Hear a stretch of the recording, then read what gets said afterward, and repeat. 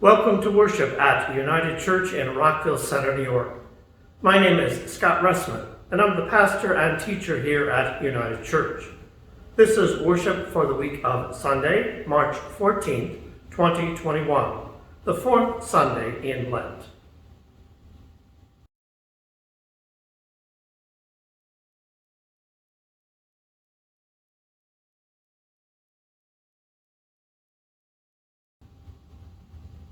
We continue our Lenten season of recovery as we focus on health as essential to our spiritual lives.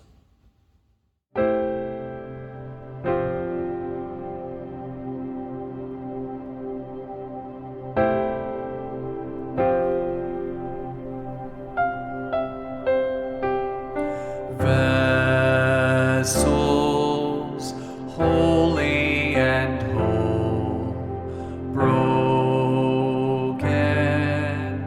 needing the one, open, body and soul, healer come. Prolonged times of difficulty can impede our ability to stay creative. The picture of our lives is dulled, and hope for a brighter future can fade. As we hear in one of this week's healing stories, we need a touch of inspiration to awaken us from our sleep. We also awaken to the need to seek out the divine healer, reaching out to touch the power we know can restore our intellect and imagination. We emerge ready to re-engage with the world, seeking and seeing solutions, creating different pictures of life renewed, just as a mosaic artist creates beauty from broken pieces of glass. Vessels holy and whole, broken, needing the one, open, body and soul, healer come. Vessels holy and whole, broken, needing the one, open, body and soul, healer come.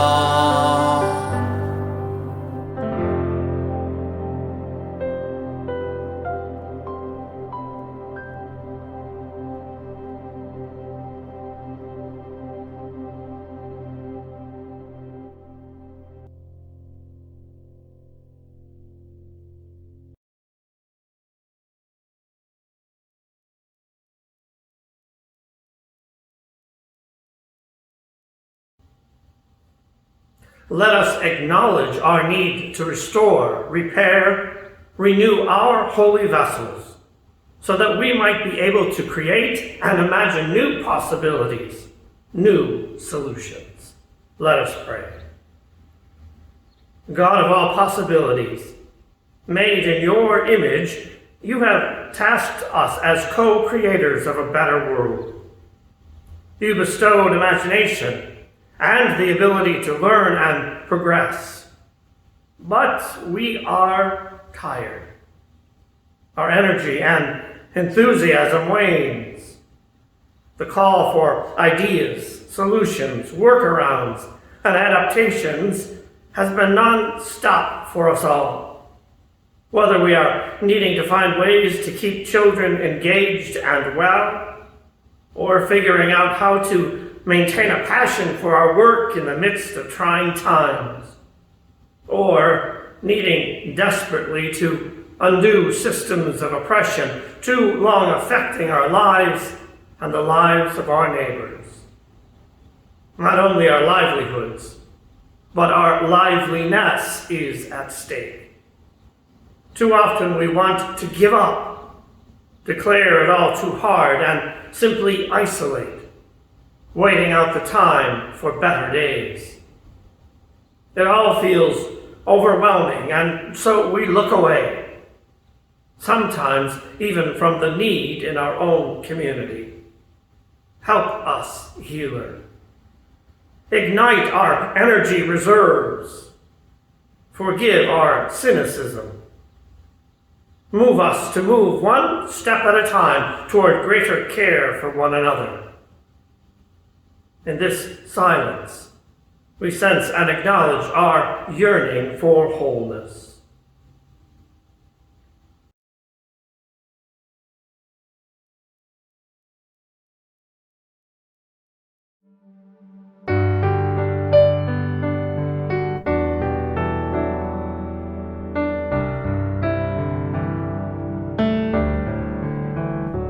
In your love, make us whole. May we rest in your compassion, calm the lost, weary soul. In the warmth of your love, may your peace fill our hearts. May we know the love of Jesus. By your grace you console. Make us holy. Make us whole.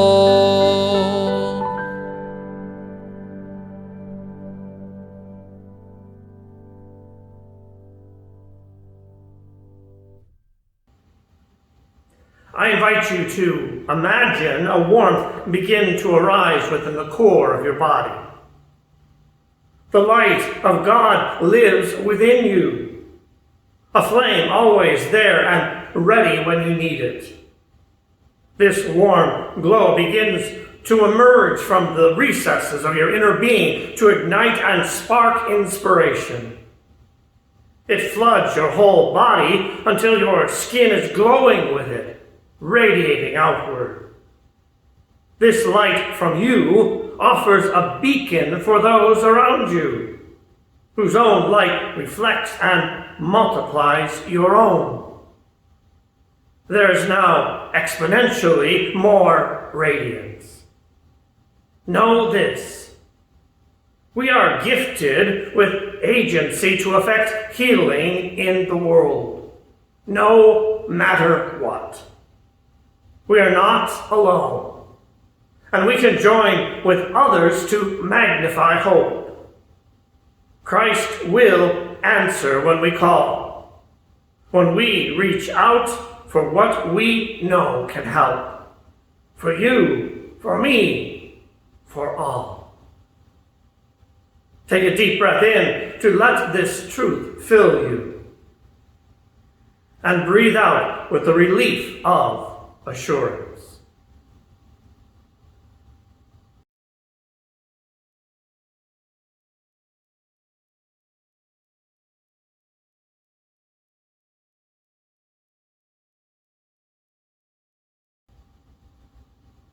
As we move into today's message, let us first hear some contemporary words.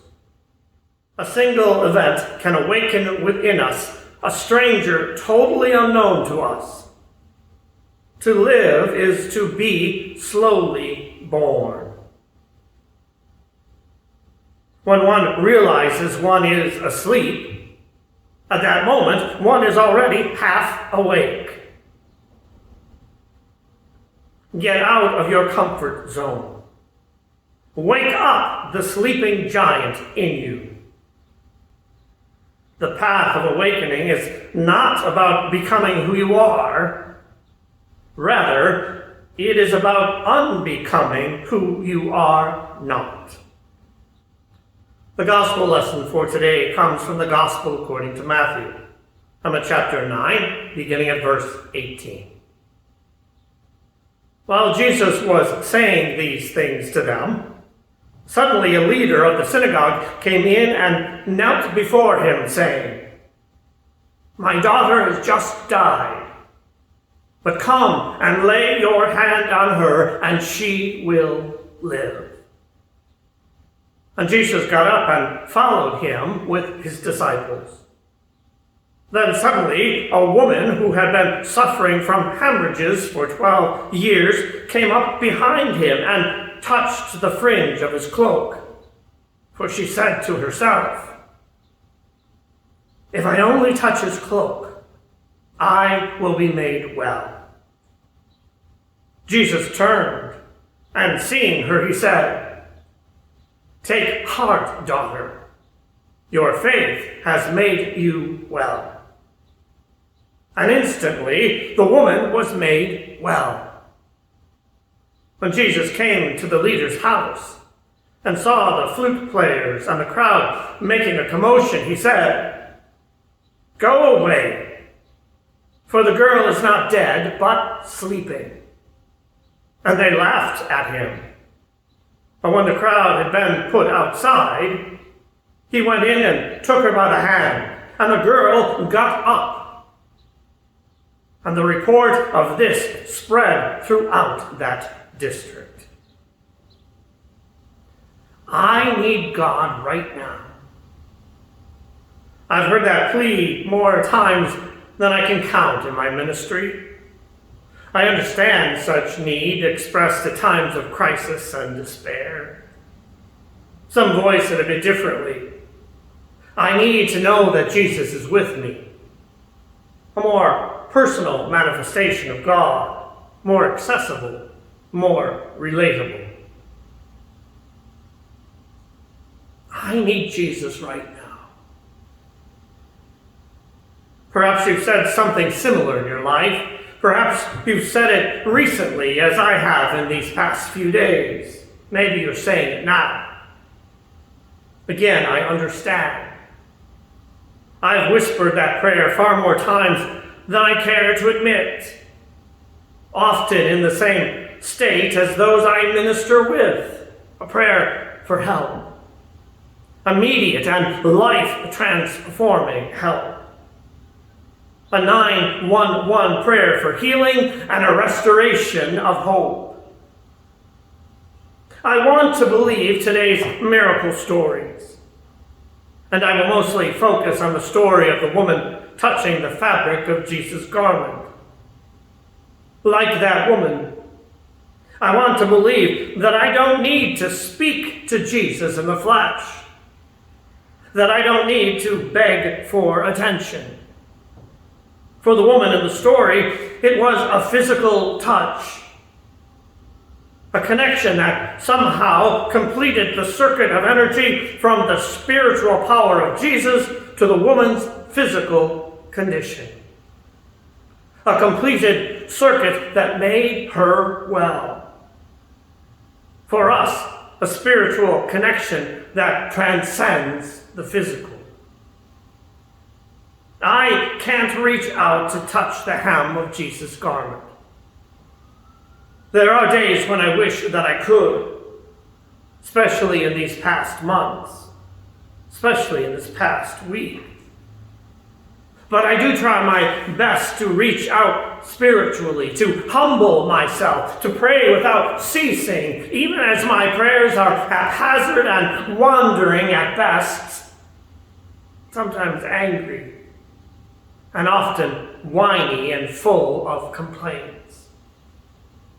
That's not how they taught us to pray in seminary, by the way, but I find it more authentic and a lot less high and mighty when I pray my feelings.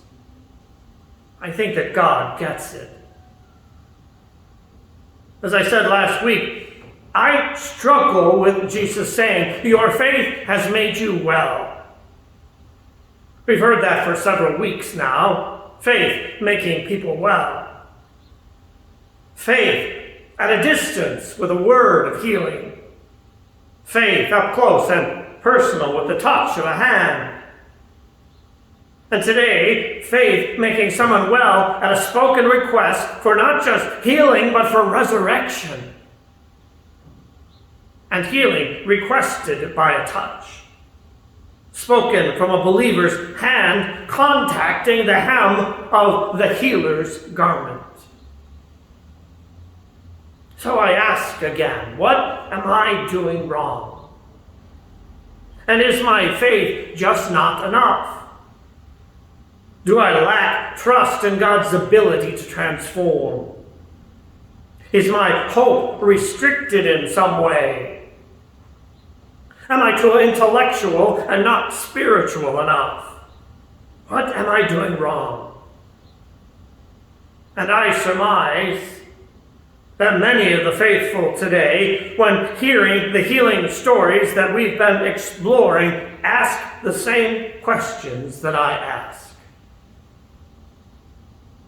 I can certainly argue that there has never been more healing in the world than there is today. Never.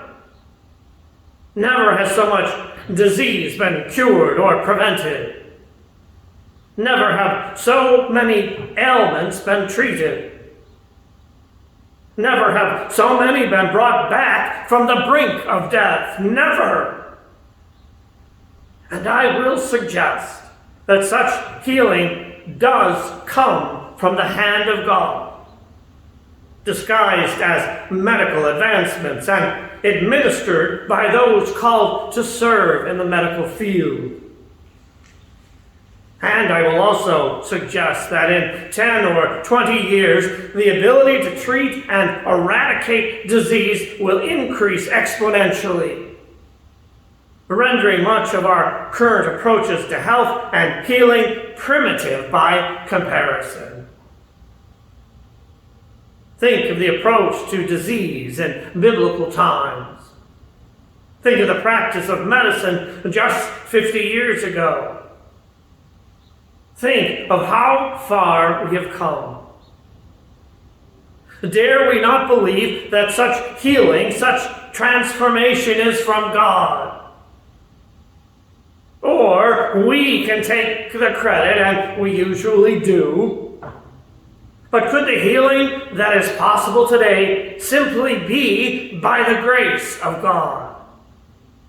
The hem of the garment of Jesus, the touch of his hand, the command of his word. Thinking in such a way provides me comfort and hope, because it shines a light on how God continues to work in the world. And perhaps things do not work in the time frame that we often think that they should. Eradicate this virus and do it today, we might pray. But healing comes in God's time. As vaccines are developed and shots in arms provide a path forward. And yes, I will fully acknowledge the horrific price paid as we waited for the vaccines to be developed. The millions sickened, and the millions who have died worldwide. And no, I do not understand God in this. But healing is coming. And it is our faithful responsibility to see to it that we do our part to bring healing to our communities and ultimately to communities around the world. And of course, we do that best by getting the vaccinations and continuing our health-conscious efforts to protect ourselves and those around us. It is what people of faith should be doing. And it is a part of how God is working through us to bring healing to the world. That said, I still wonder about the instant healings offered in the scriptural accounts of individual encounters with Jesus. Is such spontaneous healing still possible today? This week I watched part of a Netflix series called Down to Earth. It features actor Zac Efron traveling the world, exploring various topics of interest, many of them concerning conservation and sustainability, and some exploring spiritual phenomena. An early episode investigated the power of water to heal. Part of the episode involved a visit to the sanctuary of Our Lady of Lourdes, perhaps the most famous healing shrine in the world. It is fascinating, and if you have Netflix, take a look at it. I believe that it is episode 2. Especially interesting is the conversation with a doctor who verifies the healings under very strict guidelines, and a priest who works with the vast number of people who seek the healing of the blessed water day in and day out. Hearing both men talk, representing science and faith, and the intersection and companionship of both, helped me to understand that there is much that I do not understand about God. That perhaps I need to understand yet again how God works in God's time, and how God's responses are rarely as we would like them to be, or think that they should be. Still, I will admit, I want to believe in a touch of the hem healing. I want to believe that I can reach out spiritually, of course, to God, to the healing Christ, to make my needs known as I discover, to my great surprise and delight,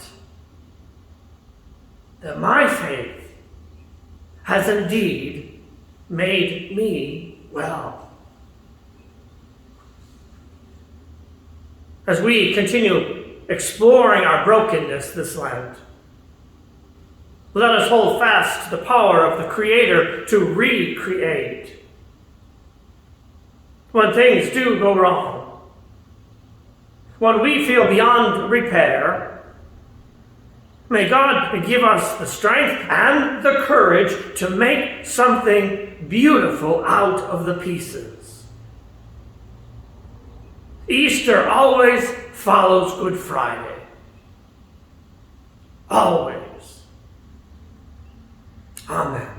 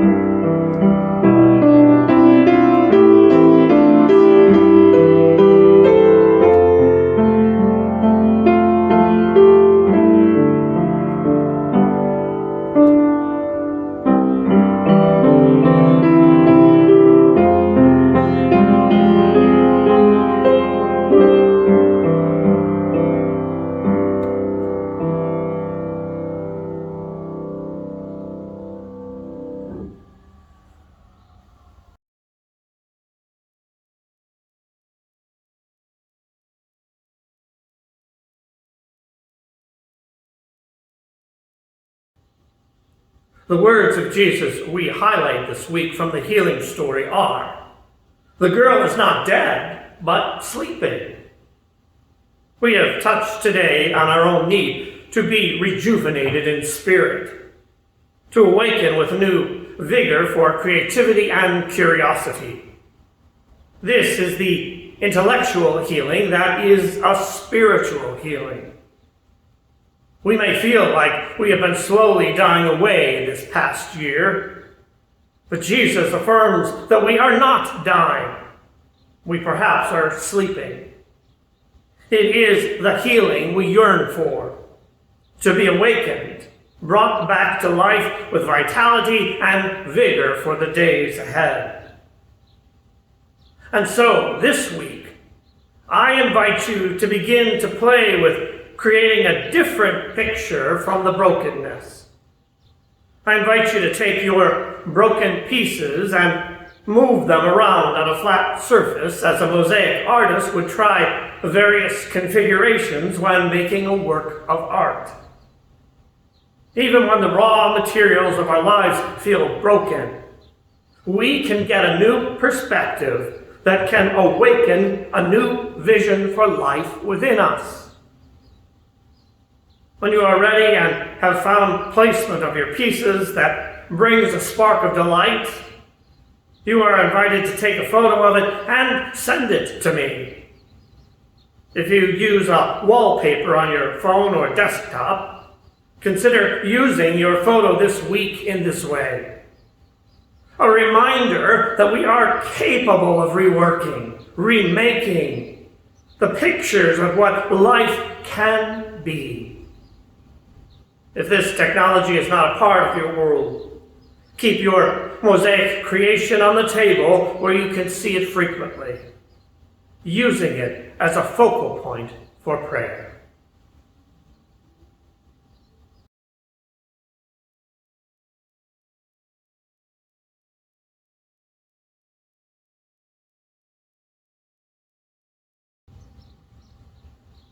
Each week we look at the reaction of the crowd in the healing story.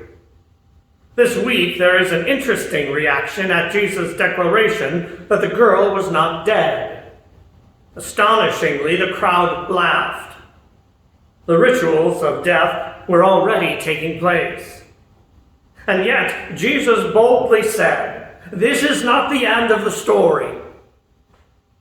The idea that we could come back to life better than before, that we could find some way to bring life back to what feels dead, may seem preposterous to some at this point, laughable. But like Jesus, we need not be deterred. Can we forge ahead, enter the house of sorrow, and dare to proclaim that the church, this church, can still exist? And so, in our communal discernment about how this church community could become a health hub through our ministry and mission, let us put our minds to imagining how we can learn about innovative ways that are being created to revive our communities. Who are the bright spots of life among us, among our civic, political, neighborhood organizing leaders that are working passionately to alleviate the devastating effects of the pandemic that have raged among us? And how can we, the church, partner with them? Now go with confidence that we will awaken. We will seek out and reach for the healing solutions that our neighbors, our communities, our world needs, recovering our depth of love for all and our joy of living in this world. May the words of Jesus ring in your ears. You are not dead. You are sleeping. And may the Spirit hover, move, and deliver healing to your soul and put a spring in your step. Amen.